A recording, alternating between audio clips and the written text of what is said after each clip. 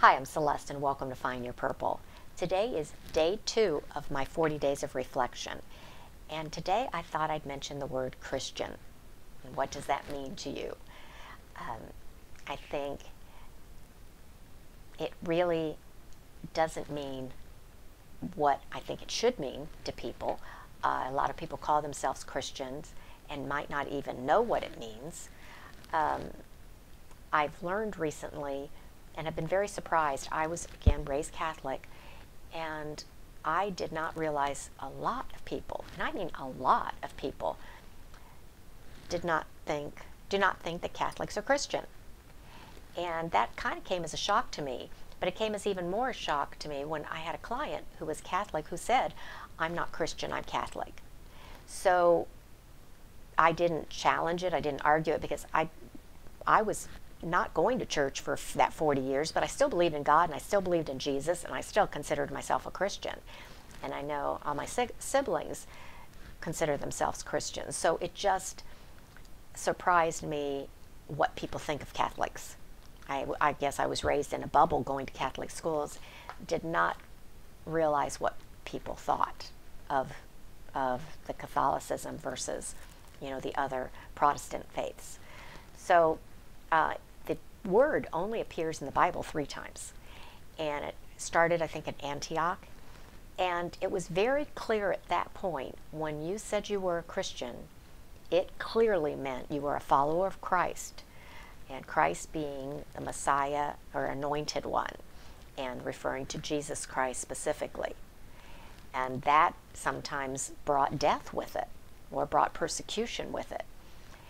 In today, in the United States anyway, when you say you're a Christian, it really doesn't put you in danger as a general rule. Might make some people think you're one of those people, self-righteous, that kind of thing. But it doesn't put your life at risk. But if you're in a Muslim country, or if you're in China or something, and you say you're a Christian, that can put your life at risk. People are dying for their faith. And so it's not used lightly. Where in the United States, it's used very lightly. And C.S. Lewis, I thought, explained it really well when he wrote Mere Christianity. He talked about the abuse of language. And he used the word gentleman. And he said, and he was from England, and he said, when the word gentleman was created, it had a definition to it. It was not a description. It had nothing to do with a person's character. It was simply a noun saying, this person is able to bear arms, he's not part of the nobility, and he usually has some land. But it was, boom, that immediately he is this, and everyone knew that's what this meant. But over time, the term it started being gentlemanlike. It started referring to behavior. It started being a description of how a person acted. And today, when someone says he's a gentleman, it's got nothing to do with the original definition. So it's lost all of its original meaning. And I think that's the same with Christian.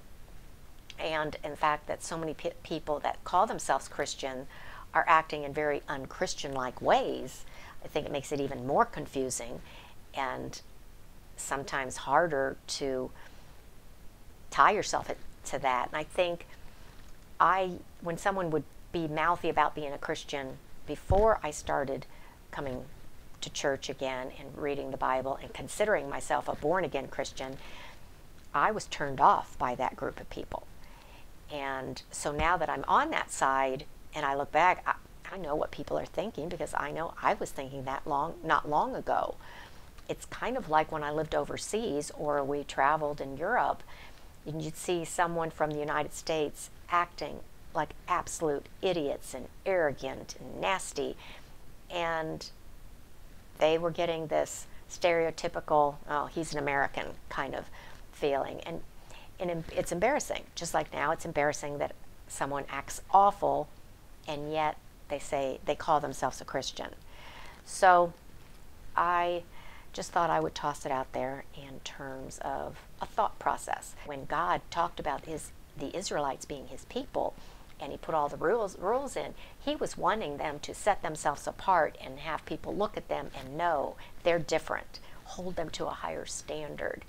And I would think it would be nice to hope that if you're a Christian, that your behavior is showing the fruits of the Spirit. Fruits of the Spirit being love, joy, peace, forbearance, goodness, kindness, and faithfulness. You would like to think that's what people would see when they're looking at me, that they're seeing Jesus through me, and that I should make sure my behavior reflects that. That was the reflection for today. As always, grab your cup of tea, sit back, and let's start sharing. Until next time, bye-bye.